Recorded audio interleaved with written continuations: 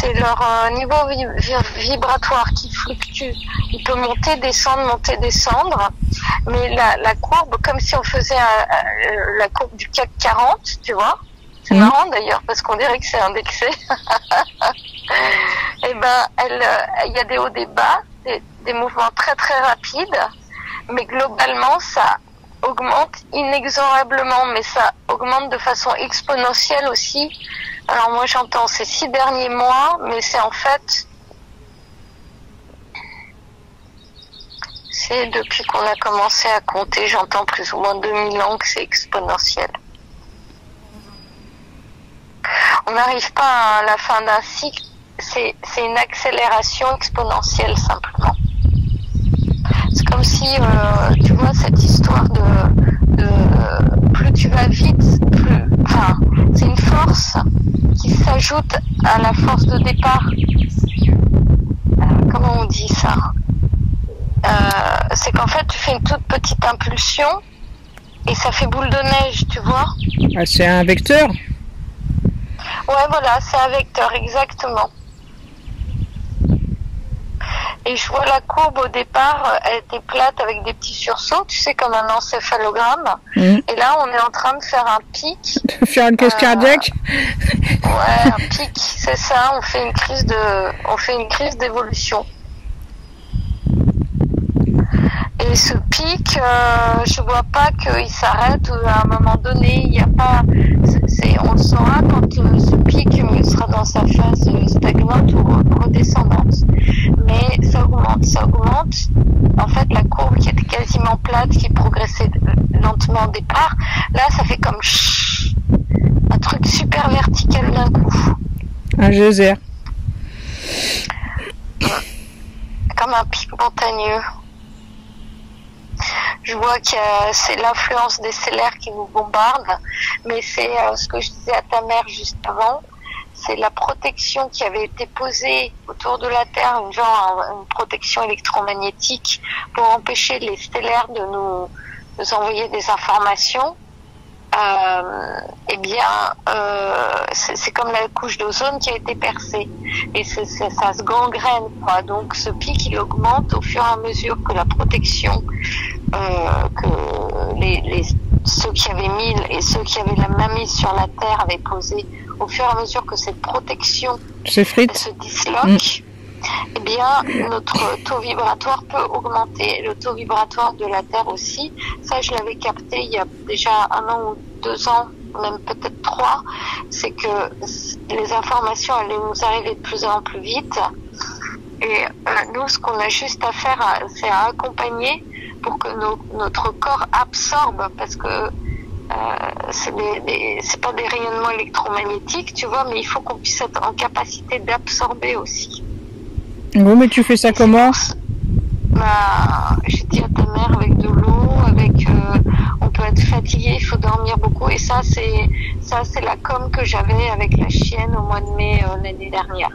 Il faut être dans la nature, beaucoup, c'est ce que beaucoup de gens disent, il faut se faire du bien, s'entourer d'émotions positives, être de plus en plus dans ces fréquences-là,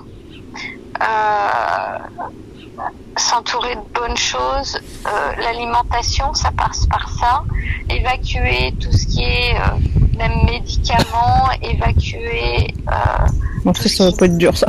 Ou tracasse, éviter le mental, éviter de cogiter.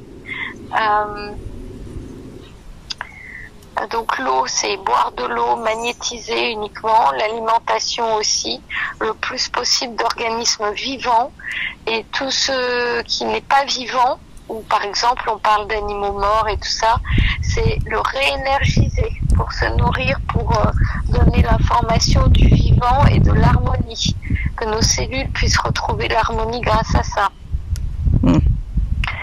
Ne pas mentaliser, éviter de réfléchir et se remettre le plus possible dans l'instant présent, ici et maintenant, à chaque minute, à chaque instant, dès qu'on cogite. Ici et maintenant, qu'est-ce que je vis, qu'est-ce qui se passe, comment je me sens, intérieurement. Et si extérieurement, on ressent des vibrations qui ne nous mettent pas dans la joie, dans l'amour, dans la paix, eh bien, mettre de côté. ces personnes, ces informations, tout ce qui vibre pas en harmonie avec nous. En fait, c'est un gros travail de vigilance personnelle, déjà. Ne rien laisser rentrer qui peut nous nuire. Et ce travail est très très méticuleux. Ça peut commencer par, on va dire, une personne qui nous semble toxique, mais ça peut être aussi des toutes petites choses. Aller dans les détails les plus infimes. Chaque détail a son importance. Et c'est ce qui peut faire que la goutte d'eau qui fait déborder le vase, en fait. Voilà. On parlait de gens qui sont en train de s'éveiller. Moi, le chiffre que j'avais demandé tout à l'heure, on est aux alentours de 45% à être déterminés, avoir pris le chemin, on va dire, avoir pris le chemin en ayant fait ce choix. Après, chacun avance à son rythme, tout le monde n'a pas le même niveau. Des êtres très très éveillés, j'ai entre 8 et 10% sur Terre actuellement. Des gens qui resteront sur des basses fréquences, il y a entre 30 et 40%, mais parmi eux, c'est comme s'il y avait, j'ai le chiffre de 20% que, il y a la moitié, on va dire à peu près, qui vont disparaître, mourir d'une façon ou d'une autre.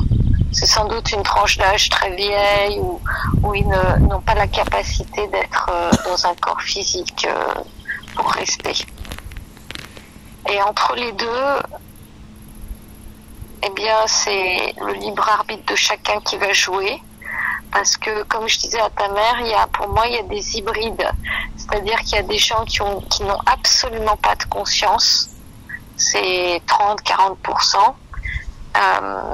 Dont la moitié vont s'éjecter. Et il y en a qui sont des croisements entre des êtres de lumière, on va dire, et des êtres qui n'ont pas de conscience. Et eux, ils ont leur camp à choisir, d'une certaine façon. Donc 45, 10, et 40, 30, 40. Si on dit 30...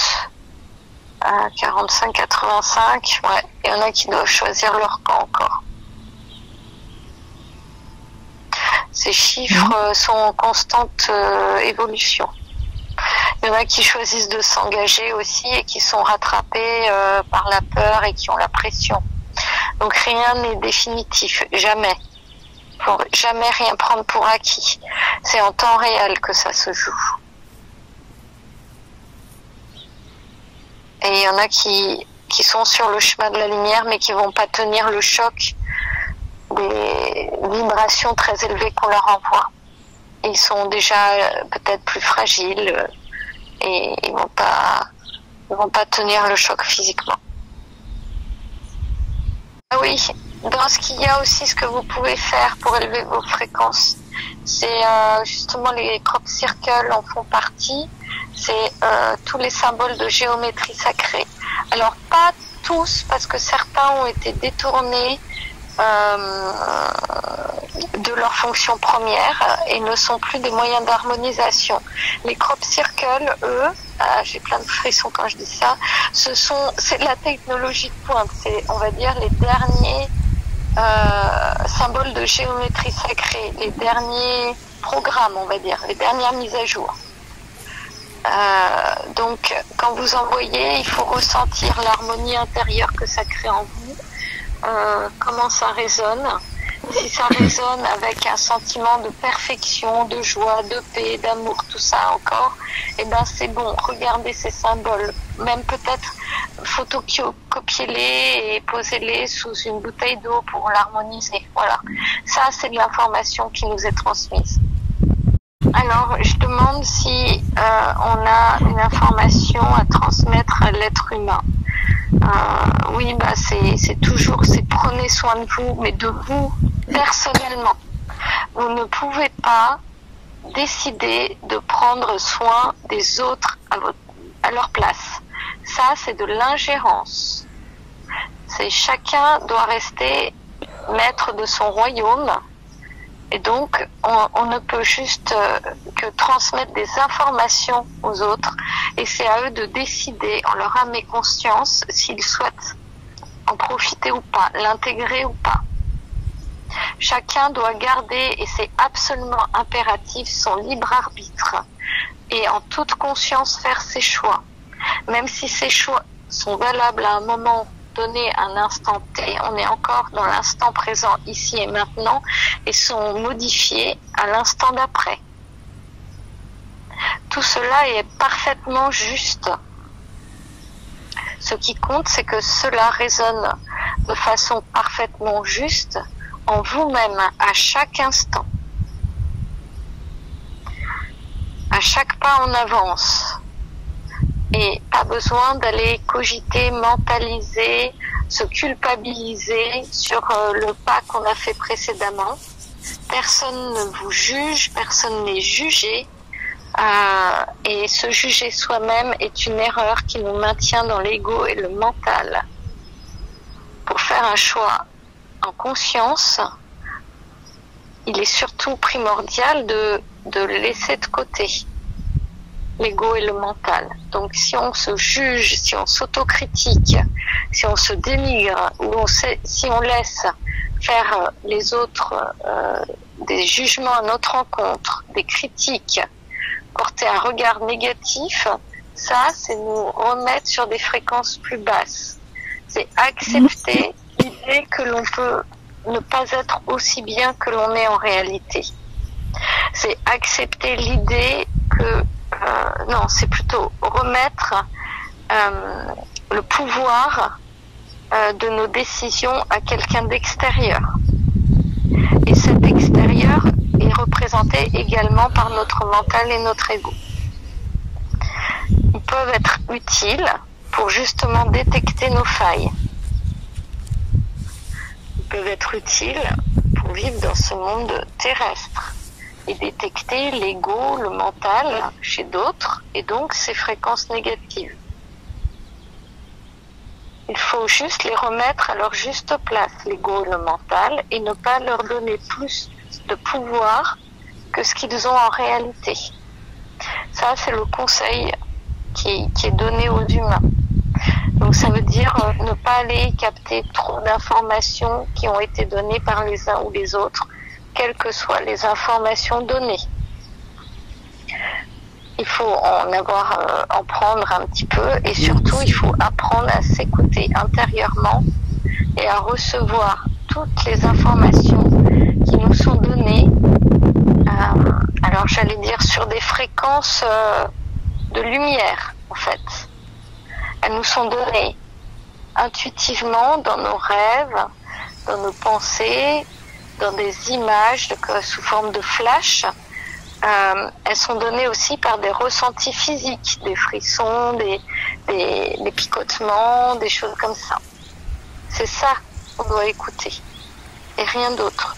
Le reste, ce ne sont que des bavardages qui peuvent nous faire perdre du temps et nous détourner de notre route. La route, elle est individuelle, même si nous nous regroupons pour cheminer ensemble. Le petit caillou dans notre chaussure, c'est le nôtre, c'est pas celui du voisin. Nous pouvons juste nous entraider, nous accompagner, mais chaque route a ses spécificités propres. Chaque route est unique. Un peu, je nous vois comme des explorateurs. On peut se regrouper quand on a des choses qui nous barrent la route, qui se mettent en travers de notre chemin. On peut se regrouper pour les éliminer, mais on a des choses à notre échelle individuelle qui peuvent nous ralentir ou nous empêcher d'avancer. Et ça, c'est à nous de les éliminer.